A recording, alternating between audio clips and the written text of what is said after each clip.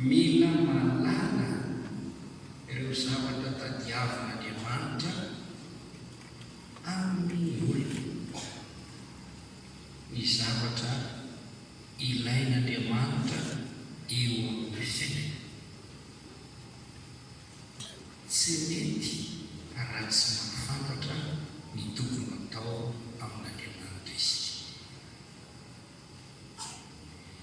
Ny Baiboly dia miteny sy mampianatra ireo zavatra tokony ataontsika amin'Andriamanitra.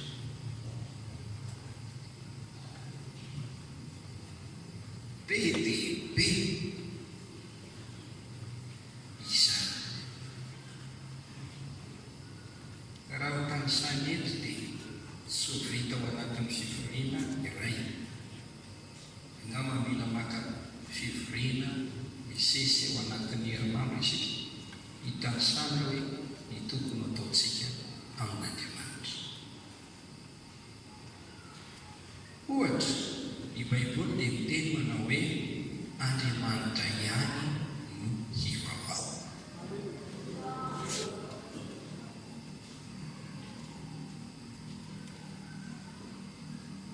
Andriamanitra dia fanahy. Mitady olona izy hivavaka amin'ny fanahy sy ny famarina. Ny tokony ataontsika dia ny mivavaka amin'Andriamanitra.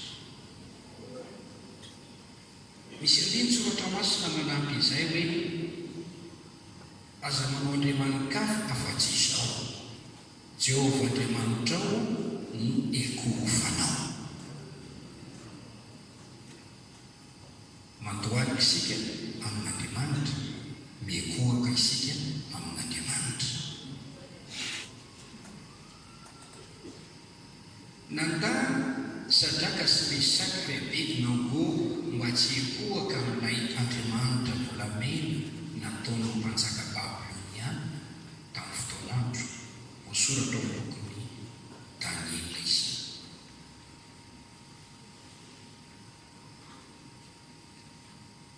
Betsaka ny teny soratra masina hoe miekofa amin'ny Jehovah amin'ny fiaingoana masina na amin'ny fahatsarany fahamasina. Reny rehetrarehetra reny dia mampianatra antsika tokony atao amin'Andriamanitra. Rehefa niantso an'i Abrahama mba handeha amin'ny lalana izay nasain'Andriamanitra andehanany, Andriamanitra dia hoy izy tamin'ny Abrahama hoe: ry Abrahama, mandehana eo anatrehako, aoka tsisy tsiny ianao. Mila mandeha eo anatrehan'Andriamanitra isika, ary mandeha eo anatrehany mitandrina mba tsy hanatsy. Voasoratra izany ao amin'ny bokin'ny Genesis 7:10, hitanao mihitsy ilay andininy teny voalohany: mandehana eo anatrehako ka aoka tsisy tsiny ianao. Tokony atao eo anatrehan'Andriamanitra izany, mandeha eo anatrehan'Andriamanitra ary mitandrina mba tsy hanatsy.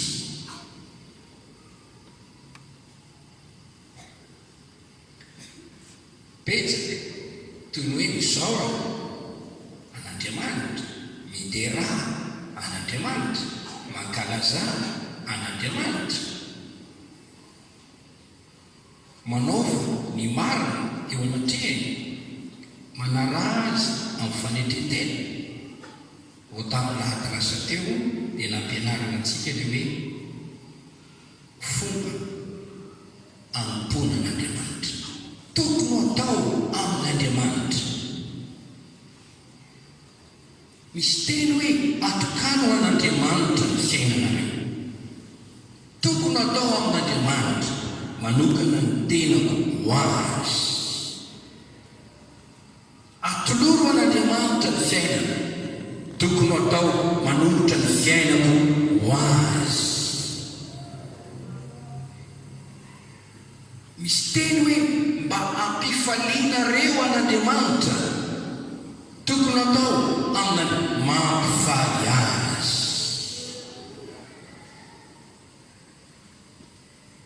Be dia be. Fa ireto misy zavatra telo izay resako. Voalohany, ilaina antsika mino an'Andriamanitra. Tantara faharotoko faharoapolo andininy faharoapolo. Minoany Jehovah Andriamanitra reo dia ho tafatoetra ianareo. Raha te ho tafatsoro eo amin'ny famponany tompo, eo amin'ny fiainana ara-panahy, dia mila mino an'Andriamanitra isika. Minoany Jehovah Andriamanitra reo dia ho tafatoetra ianareo. Andriamanitra tokony inona, tokony ino azy isika, izany hoe matoky, manantena, miakina, mietehatra aminy. Misy zavatra bebe ateraka izany finoanan'Andriamanitra izany. Marka 1:4 Jesosy miteny hoe manana finoanan'Andriamanitra. Zavatra iray tokony ataontsika io hoe mino an'Andriamanitra. Mino ny fisiany, mino ny heriny, mino ny fitiavana, mino ny teny fikasana, mino ny fahatsarana, mino ny fahefana, mino ny teniny, mino fa mpiaino vavaka izy.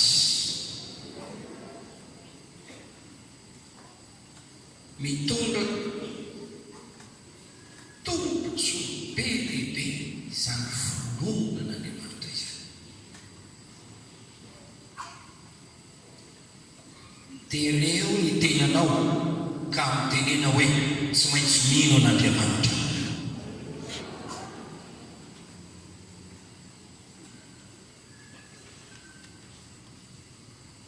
Faharoa, tokony hotopoin'Andriamanitra.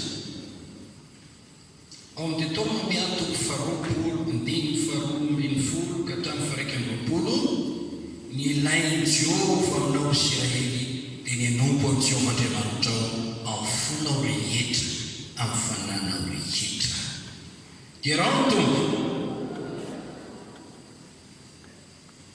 izany ny tokony atao amin'Andriamanitra.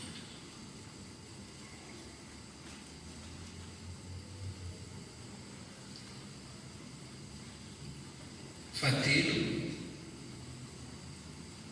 tiavo Andriamanitra. Mateo 2:20-7:30, Luka 10:7-7.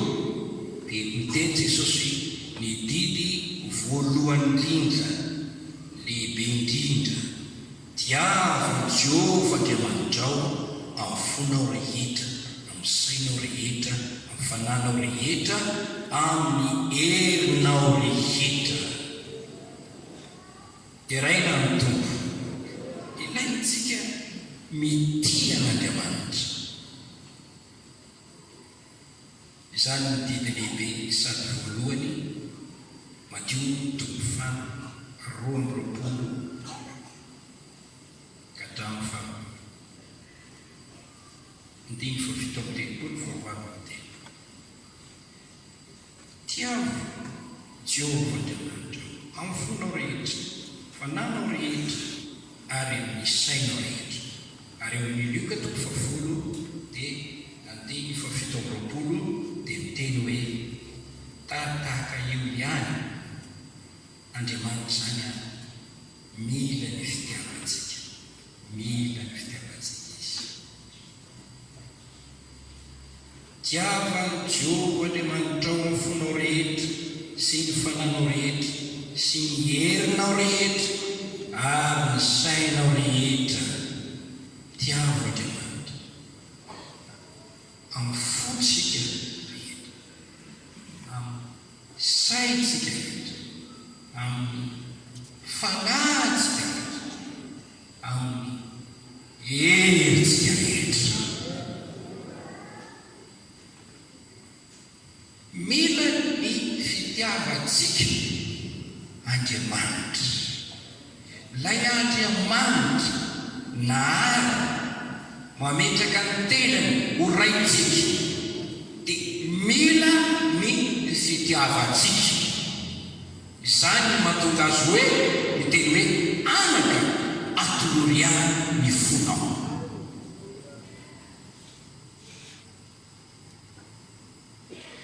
Raha manome izay ilain'Andriamanitra isika dia ampifaly azy izy. Ary raha miresaka isika ny amin'ity resaka fitiavan'Andriamanitra ity, mitondra soa bebe mihitsy io fitiavanao an'Andriamanitra io. Iresaka sationany ahy itomako anao anapa-kevitra ity an'Andriamanitra. Ao amin'ny Korinthiana voalohany toko 9 ny 13. Fa raha misy tia an'Andriamanitra dia izy no fantany.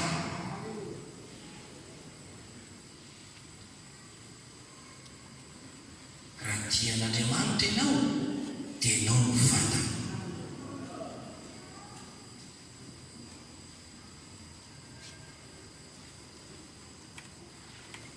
Manaitra ireo olona izay lazain' Jesosy eo amin'ny Matthieu toko 7 indimy faraika amby roapolo ka hatramin'ny 17.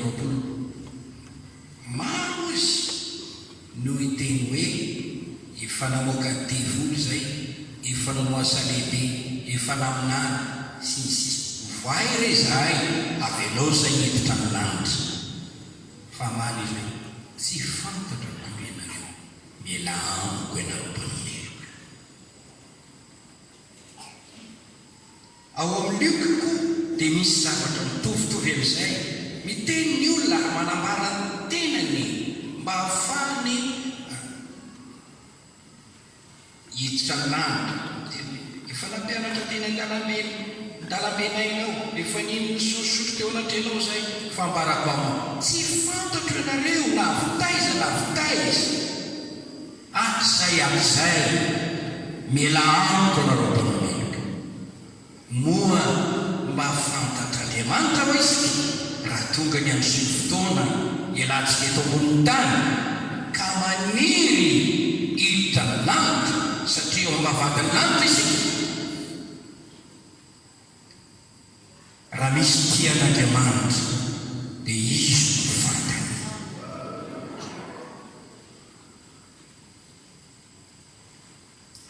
Mitondra tombontsoa maro io fahalalàn'Andriamanitra anao io.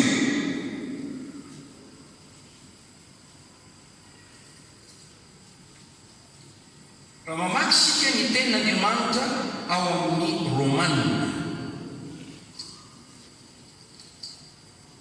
Romanina toko 9 andiko 7. Satria izay fantany raha teo no nitendreny meloko hitovy endrika amin'ny zanany mba ho lamatoa amin'ny raharaha izy. Ary izay nitendreny meloko no natsoiko, ary izay natsony no amariniko, ary izay no amarininy no meno voninahitro. Izay fantany no nitendreny hitovy endrika amin'ny Jesosy. Ary rehefa voateny hitovy endrika amin'ny Jesosy ianao dia no amarininy. Ary rehefa no amarininy ianao dia no meno voninahitra. Izay fantatra Andriamanitra no omeny fisandrantana sy voninahitra. tiavo Andriamanitra dia ahita soa ianao amin'ny fiainanao.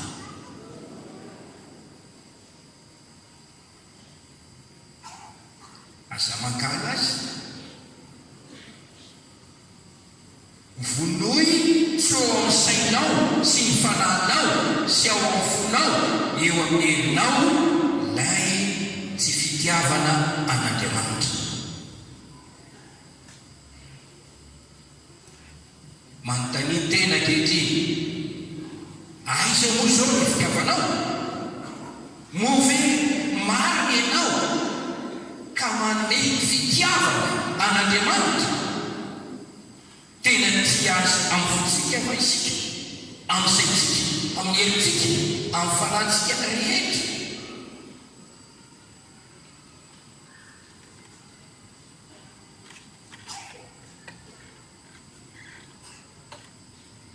Nanontany niletsaka any Petera dia Simona aza lekitsona, moa tiava ianao, moa ny fitiavana mihoatra noho ny fitiavana ireto trondro marobe izay azonao ary mahafalifaly anao amin'ny fahazoana azy, ary avy eo anao dia mivarotra izany kazo vola, moa tiava ianao.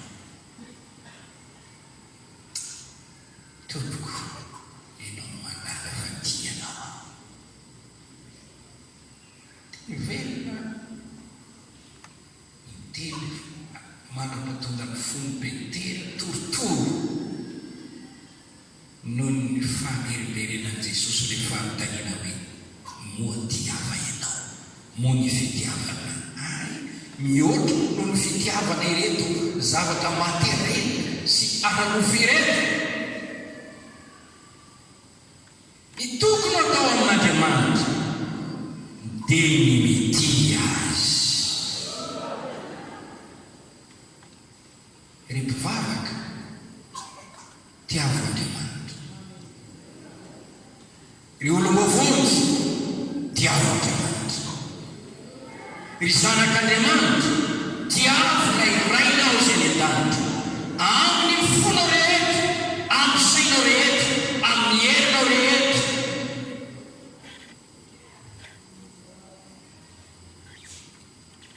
Dia raina ny tompo.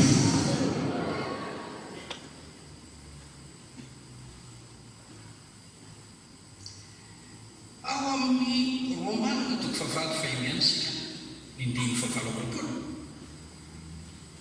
Ary fantatsika fa ny zavatra rehetra dia miara-miasa hahasoa izay tian'Andriamanitra dia izay vao antso araka ny fikasana.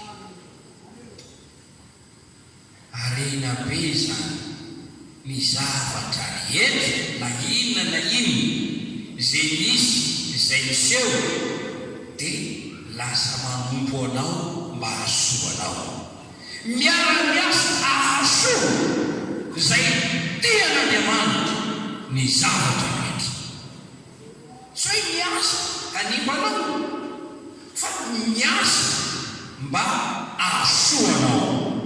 Zany ny tombotsoa ny olona rehefa mitia an'Andriamanitra izy. Kortiana voalohany toko faharoa andininy fahasivy, hitatsika izao teny izao: fa araka ny voasoratra hoe izay tsy mbola hitany maso ary izay tsy mbola reny sofina na nentina tao am-pon'ny olona, no zavatra izay nomanin'Andriamanitra ho an'izay tia azy. Misy zavatra mahagaga tsy mbola hitany maso olona, tsy mbola reny sofiny olona, na zavatra efa atao anatin'ny eritreritr-olona, tena zava-mahagaga, tsy takatra ny saina, tena fanomezana, tena mihoatra n'izay velona no manin'Andriamanitra ho an'izay tia azy. koa ity taona ity zay iritsety mba ho taona tsara manao.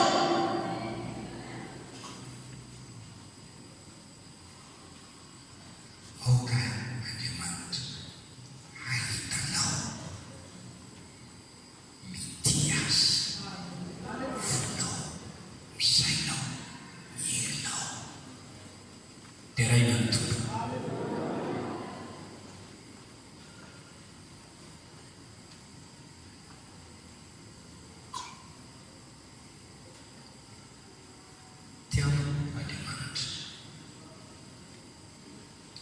misy zavatra tady ampangatsika ny fitiavanao anymany ny fitiavanao ny tompo dia miangava ianao ao toero zany ary aoka ianao hitombo amin'ny fitiavana n'Andriamanitra.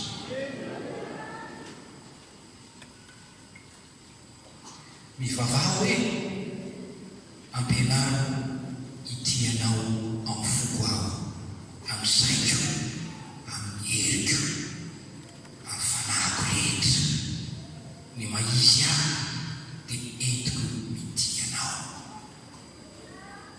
Miseho amin'ny endrika isan-karazana zany fitiavana n'Andriamanitra izany ary tokony ho porofonao mihitsy fa tena tian'Andriamanitra ianao rehefa mandray vola, rehefa ninan-kanina, rehefa eo anatrehan'ny retiretiny zao tontolo zao dia porofoy fa tian'Andriamanitra ianao.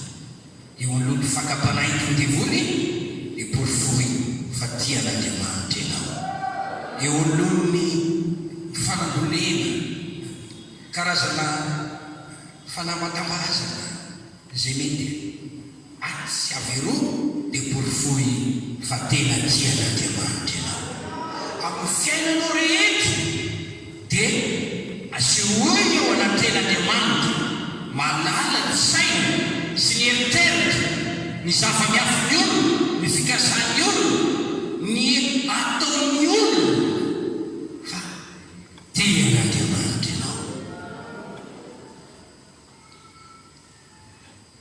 Misy teny ao amin'ny salamo endrika anankiray ity ny andininy salamo fa 7:150 ianareo zay tian'i Jehova mankana ny ratsy. Ary ao amin'ny Jona 1:2 dia misy an'izao teny izao andininy 7:20 manao hoe aza ty izao tontolo izao na zay zavatra eo amin'izao tontolo izao raha misy tia amin'izao tontolo izao dia tsy ao anatiny ny fitiavana ny ray. Fa ny zavatra rehetra eo amin'izao tontolo izao ny filany nofo ary ny filany maso sy ny rehaka momba izao tontolo izao tsy avy amin'ny ray fa avy amin'izao tontolo izao. Ary mandalo izao tontolo izao sy ny filany fa zay manao ny sitrapon'Andriamanitra maharitra manakizay. Tiavo Andriamanitra, tiavo amin'ny fonao rehetra. Andriamanitra mila ny fitiavana, za mila ny fitiavan'Andriamanitra. Malahelo raha mahatsara hoe ohatra toy ny tsy tiana mierim-pitia Andriamanitra koa mila ny fitiavantsika.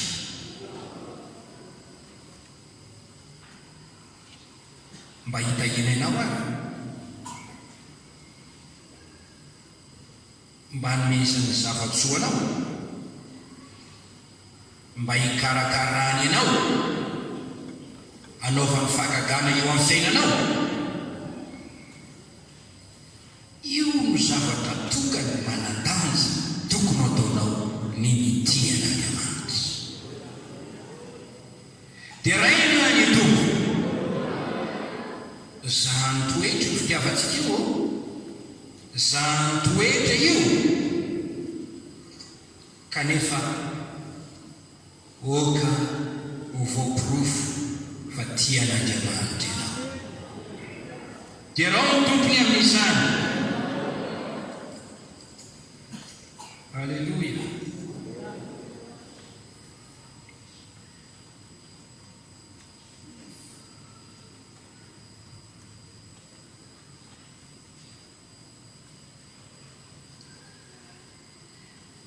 teny fikasana anankiray izay tena mahafinaritra mihitsy ity. Salamo faraiky amin'ny sivifolo.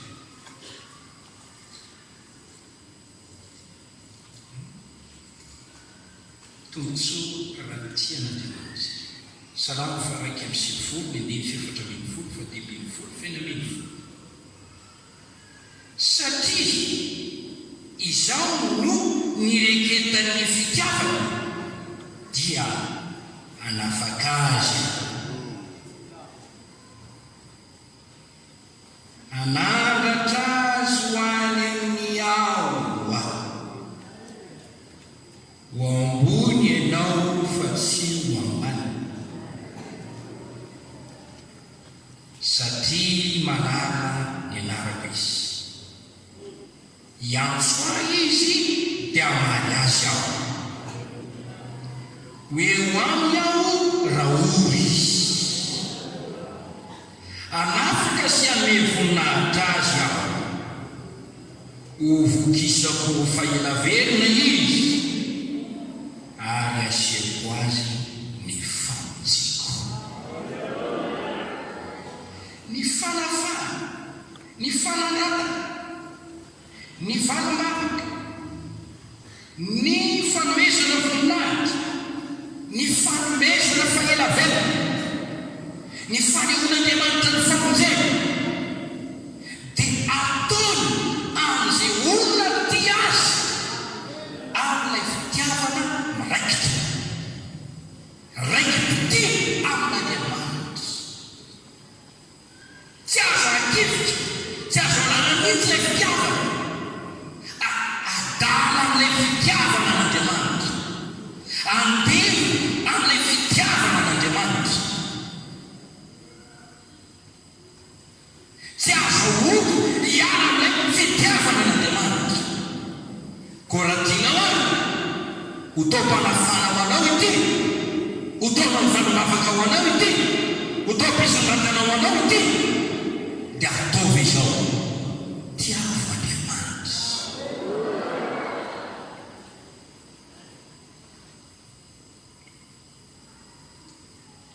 Ny tokony ataontsika amin' Jesosy. Jesosy Kristy tompontsika, Jesosy Kristy mamonjy antsika. Mampianatra zavatra be dia be ny tokony atao amin' Jesosy ny soratra masina. Tokony ho haintsika izay tokony atao amin' Jesosy. Inona no tokony atao amin'ny tompo? Inona no tokony atao amin'ny mpamonjy? Tokony hanana izay zavatra tokony atao amin' Jesosy isika. Inona moa no tadiavina? Inona moa no ilainy? Inona moa no ilain'i Jesosy ilay maty ny somenka eo amin'ny fiainana? Inona moa no zavatra tadiavina eo amin'ny fiainana? Dia tokony fantatrao izany. Dia raha Andriamanitra. Efa nandray Jesosy ho tompo sy mpamonjy ny tenantsika manokana ny maro amintsika.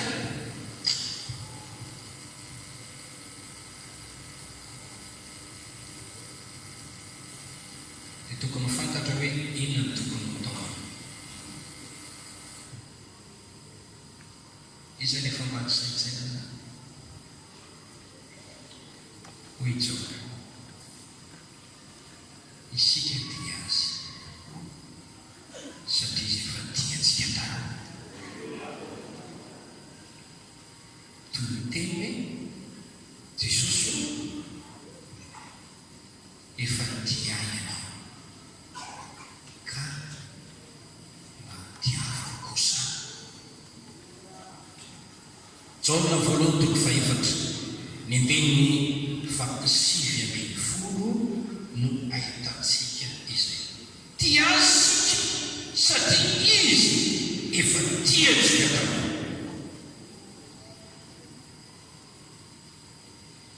Galatia toko faharoa andiny faharoapolo, Paoly no teny: izay ivelomako ankehitriny amin'ny nofo dia ivelomako amin'ny finoana ny zanak'Andriamanitra zay tia ka nanolotra ny tenany ao antsika.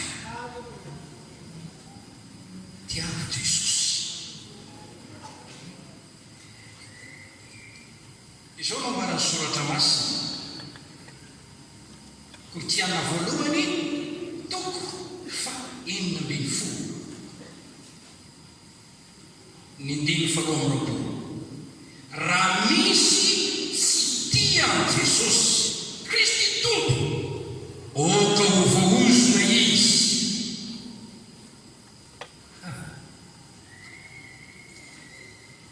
Oka ho voahozona izy. Efesiana 1:9. Ny fahasoavana ane ho azy rehetra tia Jesosy Kristy Tompontsika amin'ny tena fahatsoram-po. Amen. Nampitenen'ny fanahy masina i Paoly, raha misy tsy tia amin'ny Tompo, tsy tia Jesosy Kristy, aoka ho voahozona izy.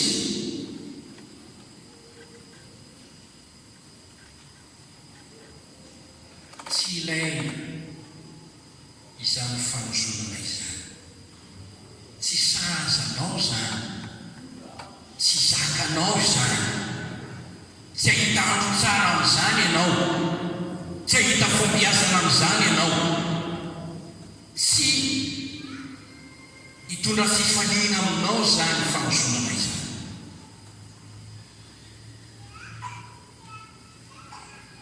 Kanefa raha tsy mitia an'Andriamanitra isika, raha tsy mitia an' Jesosy isika, dia hoy soratra masina hoe oka voahozona izy. Ary ny fifaran'ny olona vohozona, raha mamaky ao Mateo 20:20 ianao, dia ireo ozona tao teo amin'ny ankavia, miala amiko ianareo voahozona ho any amin'ny afo, dia ny hery izay voavoatra ho an'ny devoly sy ny jiro. Fa raha tia Jesosy isika, dia misy fahasoavana azo men'Andriamanitra. Ka na iza na izy dia azo fahasoavana, dia ho feno fahasoavana, oka izy ho tia Jesosy. Dia raha Andriamanitra tiavo Jesosy,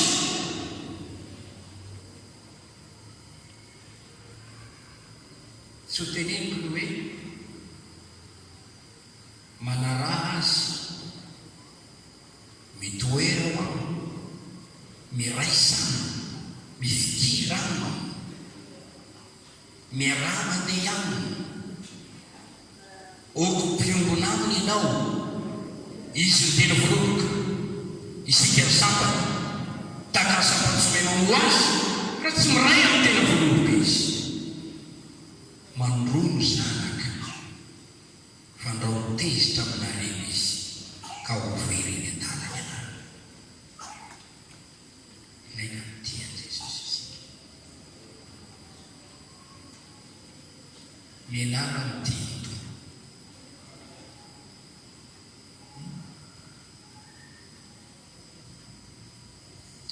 Aran'Andriamanitra maso ny fitiavana io. Ny fiangonana atao Efesosy, izay nitoeran' Jesosy, Pasaly Apôstôly 2:4, ho fantatro ny asanao sy ny fikelezanao ainy sy ny fahaitanao, ary ny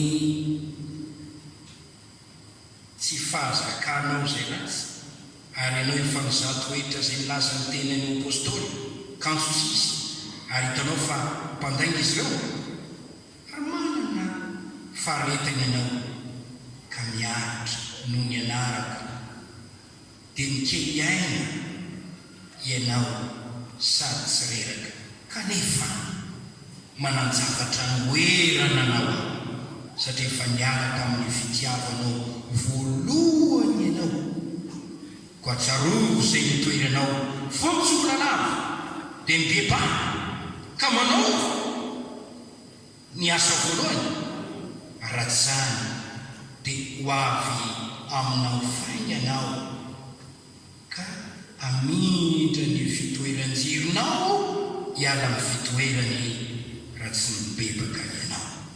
Loza zany hoe fitoeran-jiro, fitoeran-jironao lay jiro manazavanao. Miresaka ny amin'ny fanomezam-pahasoavana izany, miresaka ny amin'ny fanahy masina izany.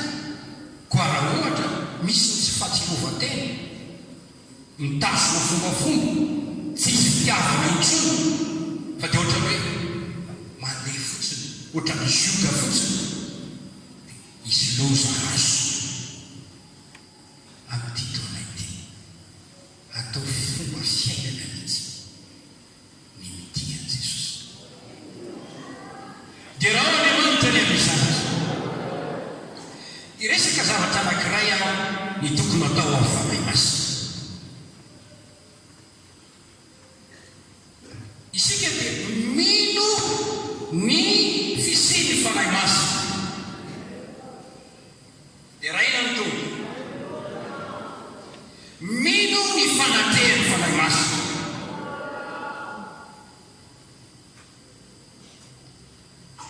Mino ny mahandriamanitra ny fanahy masina. Misy tokony ataontsika amin'ny fanahy masina: manaja ny fanatery, mihevitra ny tenantsika ho tempony, ary manokana ny fiainantsika ho tempony ny fanahy masina. Tokony atao amin'ny fanahy masina izy. Manaiky ho trano fonena ny fanahy masina. Miankina amin'ny fanahy masina amin'ny zavatra rehetra. Zakaria 4:4 tsy amikely, tsy amipatanjana, fa ho fanaty olo tsy ova tokony mana.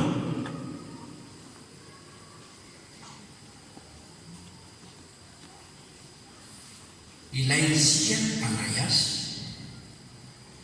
manaiky ho tempony, naveriko indray ho trano fonenana, ary manana taosana sy target isanandro ny olo feno ny fanahy masina. Sambatra ianao raha feno ny fanahy masina. Ho resinao ny fakapana rehetra raha feno ny fanahy masina ianao. Matoa Jesosy nandresy ny fakapana dia feno ny fanahy masina. Hitantsika izany, feno ny fanahy masina izy dia nentina tany hevitra mivavaka sy mifadiana. Mitondra anao ho amin'ny fahazotoana manokatena ho an'Andriamanitra ny fahafenoana ny fanahy masina. Nasiako fanoharana teto rehefa feno menaka ny tavoahangy anankiray dia tsy azo ampidirana rano na petrôly na zavatra hafa. Io fahafenoana io no zava-miafy ny fijoroana ara-panahy. Amen. Tadiavy io, tsy ho ao amin'io ianao raha tsy miady mafy mba tsy hivereny an'ireo olona taloha. Le toetranao folo mbola tsy mibebaka. Mila miady amin'ireny ianao mba hahafanao miazo ny fahafenoana ny fanahy masina manakariva.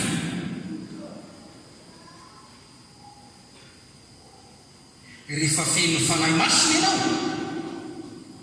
dia miteny aminao izy.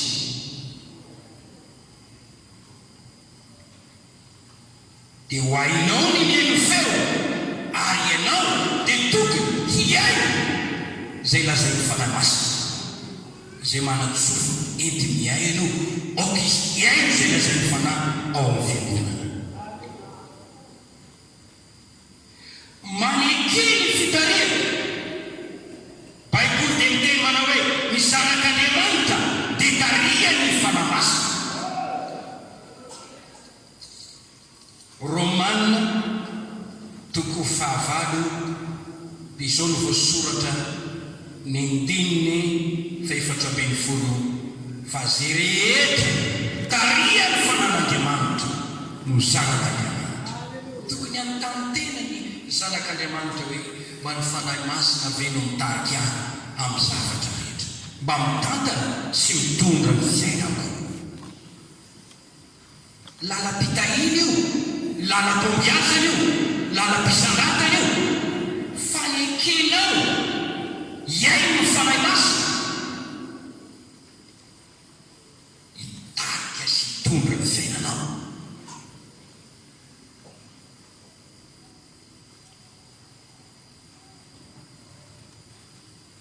Meolanja io fitarian'ny fanahy masina. Hitako eo amin'ny olona mivavaka, ny olona moa amin'ny maha-olona azy natiora dia misaina, mieritreritra, manana sitrapo dia manapa-kevitra. Ary be dia be ny olona no tonga avy any dia programme rehetra dia amin'ny saina hoe ary mandeha fijery amin'ny fahitana foana izy amin'izany amin'ny logika ny olombelona, amin'ny logika ny olombelona, zay araka zay amin'ny fandraisako azy amin'ny fisainako, amin'ny fahendreko tandremo fa ny fahendrena dia misy fahendrena ny devoly, misy fahendrena nofo, misy fahendrena avy any am-po, fahendrena Andriamanitra.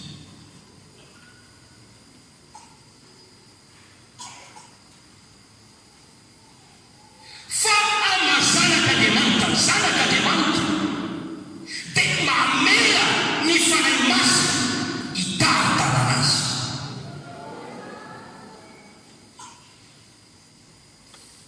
Miteny Andriamanitra fa misaina anao, miteny Andriamanitra fa hitarika anao, miteny Andriamanitra fa hampianatra anao hitasoa, anoro anao ny lalana tokony anenao amin'ny fomba ahoana? Amin'ny alalan'ny fanahy masina zay nampitoeriny ao anatintsika, mpampiona, mpampianatra, mpananatra, mpitari-dalana ny marina rehetra.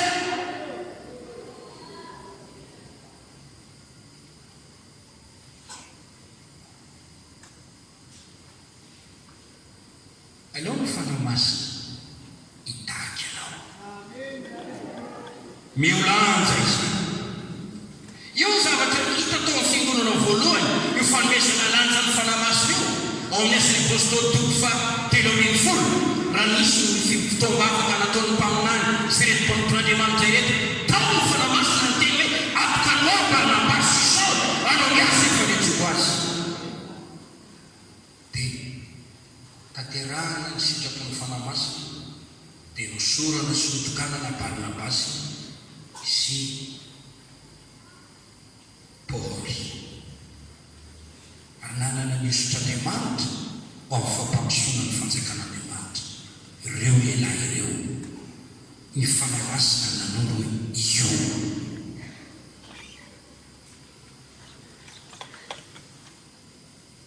Dia raina ny tompo, aza manao ratsy amin'ny fanahy masina, aza manota amin'ny fanahy masina. Efesiana toko 4:13, aza mampalahelo ny fanahy masina Andriamanitra zay nanisina tomboka sy ianareo ao amin'ny ampifanavotana. Te hifary va ianao? Te hotahin'Andriamanitra va ianao? Mandihana araka ny fanahy, aza mampalahelo ny fanahy masina. Inoy ny feo, arao ny dobelo, aza mampalahelo ny fanahy masina. Misy teny koa hoe aza mamono ny fanahy masina. aza vonona izy, aza mpangimina izy. Motsy ny teny izany ao amin'ny Tesaloniana voalohany no ahitantsika an'izany ao amin'ny toko 15 izay miteny hoe aza mamono ny fanahy ny 9:24. Aza manao tsinitsina ny fanomenana. Ho vonoantsika ny avy ny fanahy masina. Ho vonoantsika ny fanomezana zay hoe ny fanahy masina dia manana ny fihinana na sakafo na zavatra atao avy amintsika mahatamana azy mba hitoerany eo amintsika mandrakariva. Tena hitako mihitsy zany. Tsy hoe rehefa nomenanao indray mandeha ny fanahy masina ka tonga atao aminao ka mameno anao, manosika anao, mamemery anao dia hoero aminao foana. Tsy hoe izany. Efa tsy mivavaka ianao, efa tsy mamaky baiboly ianao, efa tsy maintsy fivoriana ianao, rehefa tsy manao izay tian'Andriamanitra atao ianao, manery azy hiala eo amin'ny fiainanao ianao izany. Betsaka ireo olona laozana ny fanahy masina. Tsinitsinina ianao, tsinitsinina ianao. Indray maka Samsona dia mieritreritra hoe hetsika araka ny voloko aho, soa ny fomba fianako, nananany tokoa ny teoria. Le herin'Andriamanitra tsy tao dia voasambotra ny fahavalo izy ary risitsy. Takizany koa Saolim-panjaka. Maro ny mpivarika tsy matoratra voatany, tsy matoratra devoly satria milaoza ny fanahy masina. Mamafaza zavatra eo amin'ny fiainanao ampifaly ny fanahy masina. Betsaka ny ota atao amin'ny fanahy masina: fanoera, faniratsirana, fakana fanahy, laika tahaka nataony anazy safira.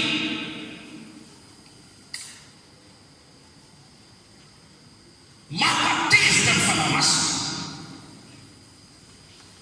Jereo ao amin'ny Salamo 1:9. Salamo 1:9. Hitantsika ity: fanahy masina mety mitezitra, tezitra izy, ary rehefa mitezitra izy dia inona ny zavatra miseho? Ny 9:13. Fanampatezitra ny fanahiny eo ka dia miobava ny sisa.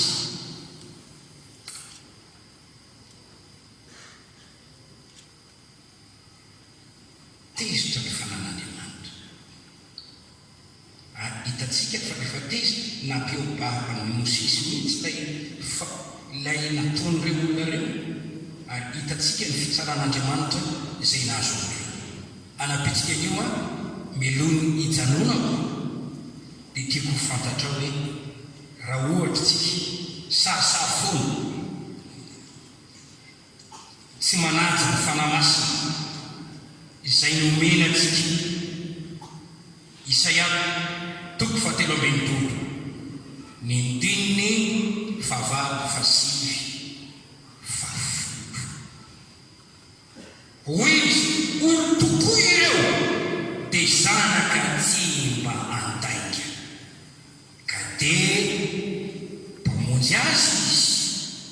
Tamin'ny fahoriany rehetra dia niory koa izy, ary ilay anjely nitavany no namonjy ireo. Ny fitiavany sy ny famorapony no nanavotany azy sy ny fimbinany azy, ary nitondrany azy tamin'ny andro taloha ela rehetra. Fa ireo kosa dia niodina ka na miala elo ny fanahy masina dia tonga fahavalony izy ka niady taniny. Andriamanitra no lasa tsy ny devotsony lasa fahavalonao rehefa mampalay amin'ny fanahy masina ianao. Mety ho lasa namany devoly ianao nefa ianao lasa fahavalonao nay manohatra anao ray amin'ny zavatra rehetrarehetra ataonao.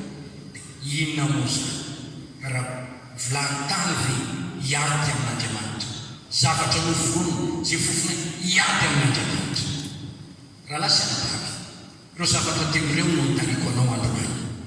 Voalohany, mampianatra anao ny tokony ataonao amin'Andriamanitra raitsika.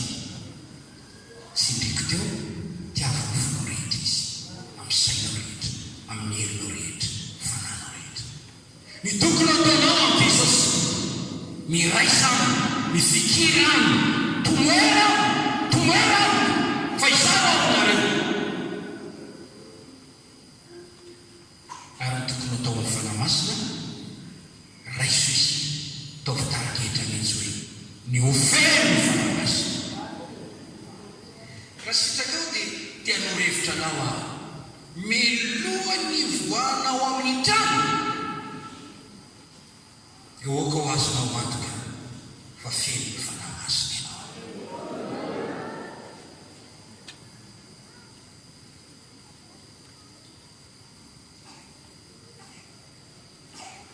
Mivavana ao tokantranonao mba ho feno fanahy masina, manolora tena mba ho tariana amin'izay rehetra ataonao. Fa izany hiaro anao amin'ny fandrika ataon'ny devoly. Dia ity taona ity ho tao mpambeaza, ho tao mpitahina, ho tao mpisandatana, ho tsara ny fiainanao. Satria Andriamanitra no handray an-tanana ny fiainanao. Ataovy taraketra ireo eo amin'ny fomba fiainanao. Tsy maintsy mitia an'Andriamanitra, mitia an'i Jesosy, ary tsy maintsy miankina amin'ny fanahy masina mba ho feno ny fanahy masina. Dia raina ny tompoko dia mengafy ianareo ary mba ho tsangana amin'izao fotoana izao. Raiky amin'ny 50 aina ivelomako ny fanahy masina. Dia raina ny tompoko totsika zany Krista.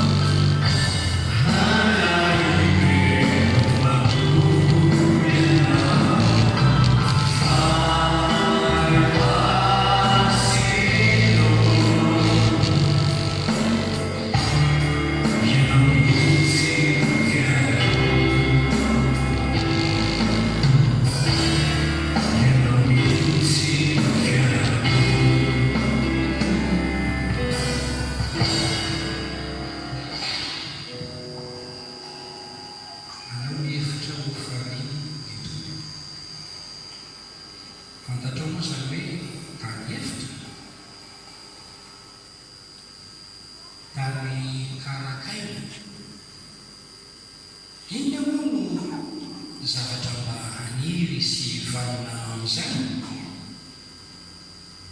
fa tonga ny tany hevitra sy tany karakaina ho tonga samavokatra dia no miasa ny fanamasina ireliany. Ny famantona mamelombelona ny zava-maniry koa ny fanahy masina no rano velona mamelombelona ny ainao. Ka na dia andeha amakivaky ny hevitry ty taona ity aza ianao, raha ao aminao ny fanahy masina dia ho sambatra ianao. Aza miteritra amin'ny fahaizanao sy ny fahalalànao na ny diplomanao na ny famaroan'ny olona makasitraka anao na ny vola makarenao, ataovy tahakehitra miankana sy miteritra amin'ny fanahy masina. Ny anana azy mandrakarivo feno ny fanahy masina. Hitondra fitahian'Andriamanitra be lehibe izany herin'Andriamanitra izany, dia anana andro tsara sy volana mahafinaritra iainana ianao ary fotoana mahafinaritra manao ty taona ity. Avetritsika le hira mba ho tsakotsakoantsika tsara. Izy tika moa sady mirambavaka anateo dia sady totsika